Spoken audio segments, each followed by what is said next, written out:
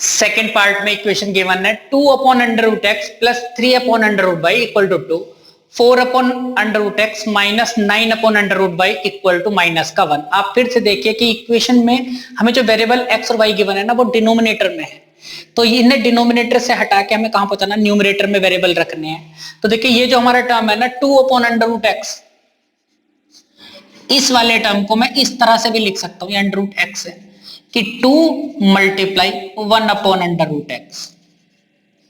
ठीक है, 2 की मल्टीप्लाई 1 से 2 और ये हो जाएगा इस तरह से। जैसे सेकंड टर्म है हमारा 3 अपॉन अंडर रूट वाई, तो मैं इसे कैसे लिख सकता हूं, 3 multiply 1 upon under root Y.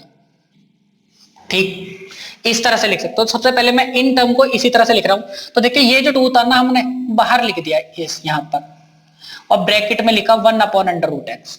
इसी तरह से ये 3 जो था बाहर आ गया, और हम इसे इस तरह से लिख सकते हैं 1 अपॉन अंडर रूट वाई।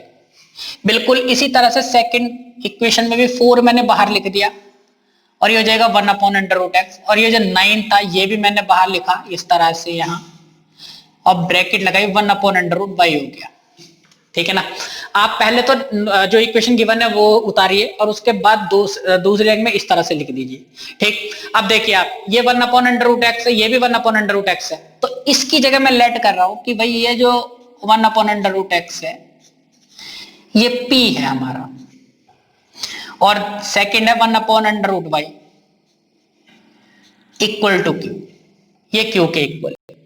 तो अब आप देखिए पहला वाला जो टर्म है ना 2 multiply 1 upon under root x, ये वाला, तो इसकी जगह हम क्या लिख सकते हैं 2, और इस वाले टर्म की जगह मैं लिख सकता हूं p।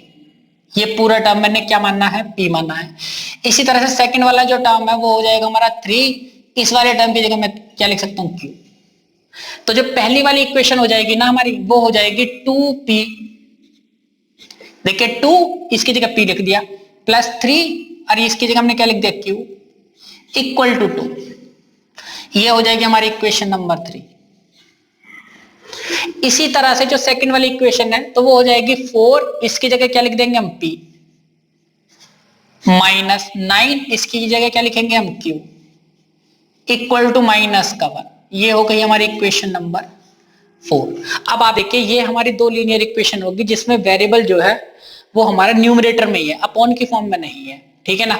अब इन दोनों को सॉल्व कर लेंगे, तो सॉल्व हम कर रहे हैं इसे एलिमिनेशन मेथड से। आप देखिए यहां q का जो कोफिशिएंट है क्या है 3 है, यहां q का कोफिशिएंट क्या है 9 है, तो हम इसमें q के कोफिशिएंट एक जैसे बना रहे हैं। तो देखिए अगर मैं इस q वाले टर्म को 3q को 3 से मल्टीप्लाई कर दूं ना, तो ये 9q हो जाएगा, तो ये भी 9q है, तो दोनों के कोफिशिएंट एक जैसे हो जाएंगे, ये भी 9q हो जाएगा, ये भी 9q हो जाएगा। तो बस इक्वेशन 3 को हम 3 से मल्टीप्लाई कर रहे हैं, लिख रहे हैं मल्टीप्लाई इक्वेशन 3 बाय 3। तो देखिए जब 3 से मैं इस इक्वेशन की मल्टीप्लाई करूंगा ना इस तरह से, तो सभी टर्म में होगी, पहले टर्म में भी, दूसरे में भी, तीसरे में। 3 की मल्टीप्लाई 2 से p से करें तो 3 2 जा 6p, प्लस 3 की मल्टीप्लाई 3 से करेंगे 3 3 जा 9q इक्वल टू 3 की मल्टीप्लाई 2 से करेंगे 3 2 जा 6। ठीक है जी। तो ये वाली इक्वेशन तो हमारी ये आ जाएगी। ये हमें सिर्फ रफली दिखाना होता है, इस तरह से लिखेंगे नहीं। ये 4p माइनस 9q और इक्वल टू माइनस का 1 हमने ऐसा कैसे उतार दिया, लाइन खींच दीजिए। अब आप देखिए q का कोफिशिएंट 9 हो गया, यहां पर भी 9 हो गया। हमें एलिमिनेशन मेथड में किसी एक वेरिएबल के कोफिशिएंट को एक जैसा बना लेना होता। अब इनके साइन भी चेक करेंगे, देखिए पहला वाला प्लस का था 9q और दूसरा वाला माइनस का था, तो हमें कुछ नहीं करना, सिर्फ ऐड करना है इन दोनों इक्वेशन को, अलग अलग साइन होने चाहिए। अब जब मैं इसे ऐड करूंगा ना, तो देखिए ये 9q प्लस का है, ये माइनस का, ये दोनों क्या हो जाएंगे, कैंसिल हो जाएंगे, सिर्फ हमारे p वाले टर्म बचेंगे। तो 6p प्लस 4p 10p हो जाएगा इक्वल टू 6 माइनस 1 कितना बचेगा 5, तो p इक्वल टू, ये 10 इधर मल्टीप्लाई में था, राइट हैंड साइड में आके डिवाइड में हो गया, 5 1 जा 5, 5 2 जा 10, तो p की वैल्यू आ गई हमारी 1/2।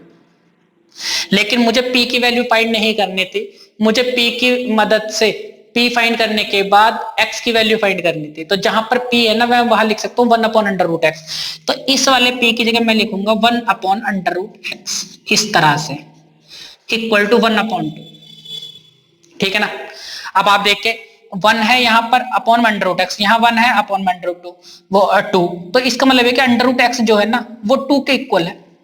भैया आप तो आप क्रॉस मल्टीप्लाई कर दीजिए इसकी इससे और इसकी इससे, तो अंडर रूट एक्स किसके इक्वल हो जाएगा 2 के। ये आप डायरेक्ट कंपेयर कर लीजिए सामने सामने।